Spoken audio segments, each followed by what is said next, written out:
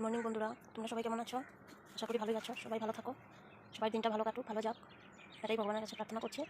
আর আমি আজকে এত সকাল উঠি না, আজকে উঠে গেছি আমি, কেন কি আমার ছোটো মেয়েটার শরীরটা খুব একটা ভালো না, জ্বর, তারপর বমিও করছে। সারা রাতও ঘুমাইনি, দেখেছি যে সকাল হয়ে গেছে, তো তাই উঠে পড়লাম। ভাবলাম যে সকাল উঠে গেলে কাজটাও সেরে ফেলবো করে, আর ওকে একটু সময়ও দিতে পারবো। কাজ থাকলে তোর সঙ্গে থাকতে পারবো না। তাকে দেখাচ্ছি।